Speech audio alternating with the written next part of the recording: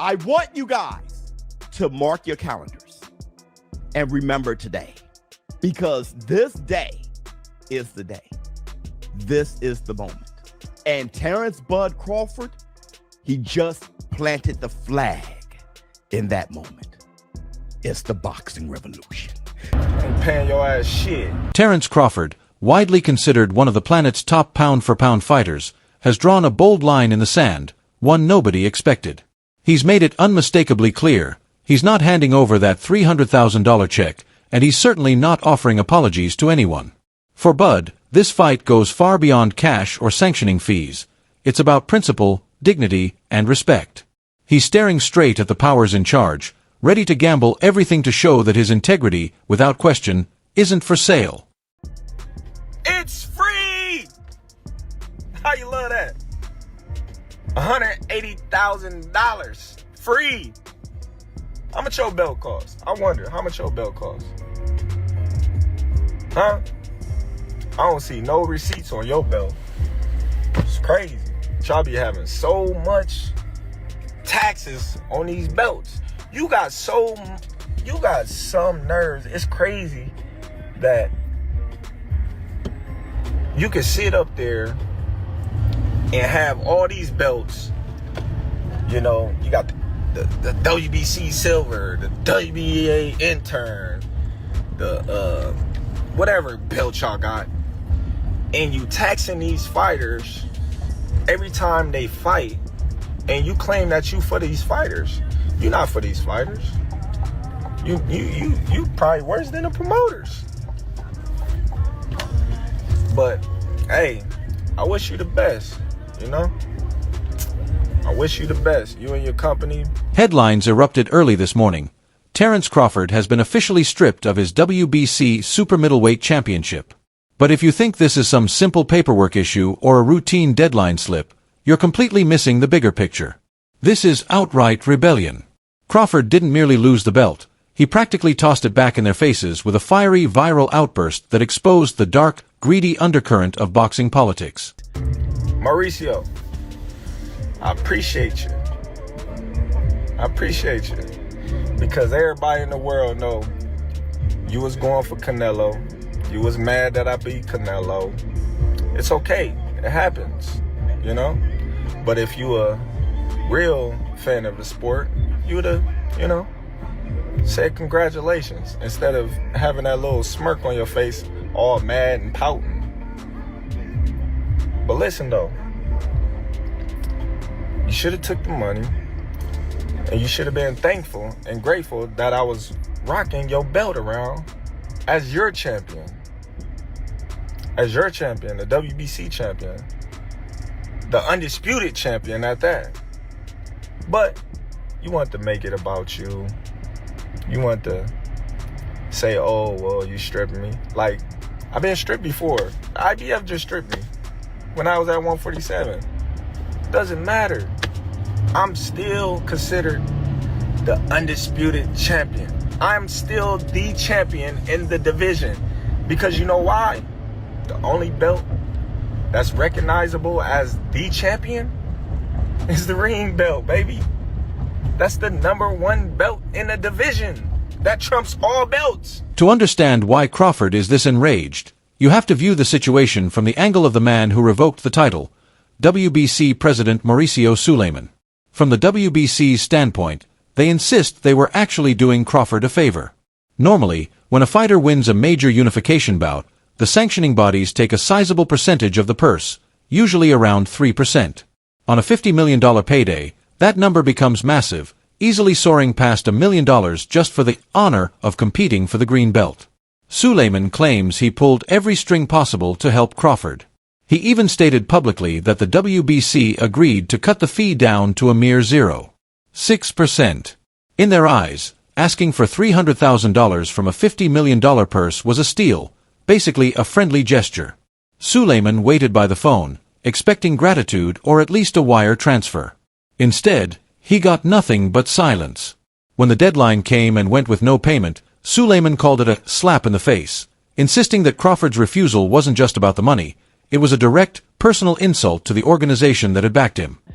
We made a very a clear 0.6%, which is $300,000, with $225,000 going to the Jose Sulaiman Boxers Fund, which is to help former fighters in need. And it is just regrettable. Not even a thank you or I'm sorry, taking a different route. No response. I wish him the best. But this is not. The WBC is huge, it's great, it's about greatness, and I'm relieved. Terence Crawford, on the other hand, views that supposed favor as nothing but a shakedown. In a video that's now pulling in millions of views across social media, Crawford stares straight into the camera with raw anger. He isn't reciting a polished PR script, he's unleashing exactly how he feels. His point is straightforward but devastating. Why does the WBC think it's so special? He explains that he paid the sanctioning fees for the IBF, WBO, and WBA without a single gripe. Those organizations took the payment and moved on. The WBC, however, was the only one stretching its hand out for more. Crawford then asks the question every fan is now repeating, "Who the hell do you think you are?" He accuses the WBC of having an inflated ego, acting as if they're above every other governing body. To him, this wasn't a discounted fee. It was an arbitrary tax slapped on simply because they knew he'd just cashed a huge check. He refused to be strong-armed into paying extra just because the belt happens to be green, telling Sulaiman flat out, "I won't apologize." You know, I see Mauricio, got a lot to say about me not paying him $300,000 plus another $100K something for sanction fees, right? Then he gonna tell me I ain't even apologize? Like, who the fuck you think I am? Boy, you better slap your fucking self. Ain't paying your ass shit. Fuck you talking about pay you $300,000. What makes you so motherfucking better than any other sanction bodies? Huh? Answer that question. What makes you better than the WBO, the IBF, or the WBA? Everybody accepted what I was giving them. But you, the WBC, think that you better than everybody, don't you? So since you, the WBC, and you got the fucking green belt, which don't mean fucking shit. The fucking real belt is the ring belt, which is free, motherfucker. What are you talking about? You want me to pay you more than the other sanction bodies because you feel like you better than them. How in the world all the sanction bodies agreed to the same amount, but you sit your motherfucking ass up there and say that I need to apologize to you? The fuck? You can take the fucking belt. Crawford's rant takes a darker, sharper turn when he shifts the conversation from dollar amounts to the morality of the entire system. This is the moment where the narrative switches from a contract disagreement to a full-blown class struggle. He lays out the brutal truth of the sport. He's the one absorbing punches. He's the one risking lifelong brain trauma, stepping into danger every time the bell sounds. Meanwhile, the officials demanding these fees sit comfortably at a distance, safe, untouched, and living lavishly off the fighters' sacrifices. Crawford paints a vivid, infuriating picture of boxing executives lounging on private jets, staying in five-star hotels, and feasting on luxury meals, all while the athletes endure the physical punishment. He likens the sanctioning bodies to a corrupt government, taxing the laborers to fund the lifestyles of the elite. And when he says, "You better slap yourself," he's channeling the anger of every fighter who has ever felt exploited by the suits in the boardroom. It's a powerful moment because it stops being about $300,000. It becomes a demand for respect and acknowledgement of the human cost behind every punch thrown. That don't even make sense. I'm the motherfucker that's putting my life on the line, not you. You ain't stepping your motherfucking ass in that ring. You or nobody else. You or nobody else. So why should I have to pay to carry your belt? You should be paying me. If you want to be truthful, you should be paying me. I don't see it. It irks my nerves how this dude gets on a plane, gets a hotel suite. Him and his buddies, they go out to dinner, 5-star meals, all that, you know, and guess who got to pay for it?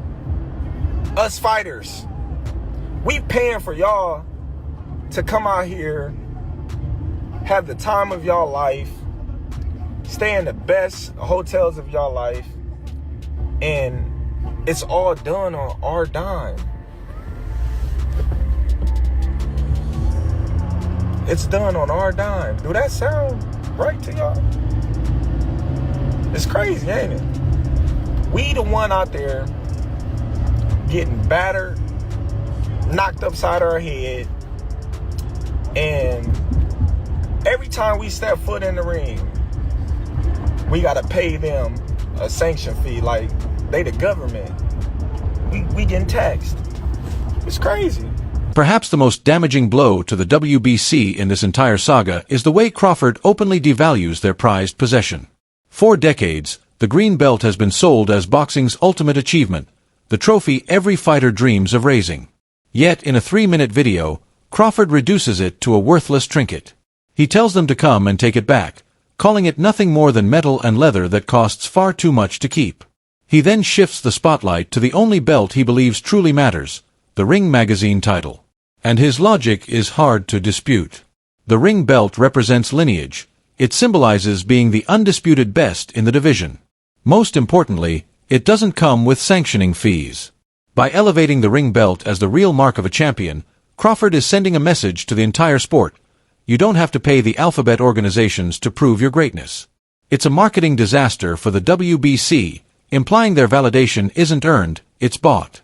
So since you, the WBC, and you got the fucking green belt, which don't mean fucking shit, the fucking real belt is the ring belt, which is free, motherfucker. What are you talking about? You want me to pay you more than the other sanction bodies because you feel like you better than them.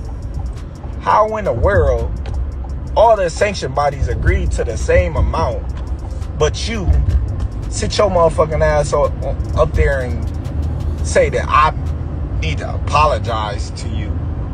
The fuck? You can take the fucking belt. It's a trophy anyway. The fuck am I paying you every time I step foot in the fucking ring? Naturally, Crawford has his own theory about why all of this is happening now, and it centers on the man he just defeated, Canelo Alvarez. Crawford accuses the WBC of blatant favoritism, pointing directly to the long-running David Benavidez situation. For 2 full years, Benavidez sat as the mandatory challenger for the WBC title, patiently waiting for his chance at Canelo. By the rulebook, Canelo should have been stripped for refusing to face him. Instead, the WBC allowed Canelo to hold the belt hostage without facing any consequences. Now, since Canelo is no longer a belt holder coming into his next fight, a fight that's still expected to make a lot of money due to Canelo's popularity and ongoing contract with Riyadh season, this means that for the first time in 7 years, not a single sanctioning body will benefit from Canelo's earnings. So the sooner Canelo becomes champion again, the better for them. But for the time being, they'll have to rely on Terence Crawford as their sanctioning fee provider. These sanctioning bodies make a lot of money from Canelo being their champion. Like, why did you think there wasn't any pressure coming from them when Benavidez was Canelo's mandatory? It's because if Canelo lost, then they'll have to rely on Benavidez and his $7 million purses. And if they decide to bully and pressure Canelo, and Canelo says, you know what, screw it, and decides to vacate the belt instead, then it's the same thing. They lose the benefit of a Canelo payday. Now, the moment Crawford wins that very same belt, he's stripped almost instantly over a simple fee dispute. Crawford blasts this as shameless favoritism. In his view, the organization is bitter that he derailed their golden goose. He's convinced Suleiman and his camp were quietly cheering for Canelo all along, and now that Crawford has toppled their cash cow, they're retaliating by suddenly enforcing rules they conveniently ignored for the Mexican superstar. It paints a picture of a rigged system, one where the rulebook only applies to fighters the organization doesn't favor.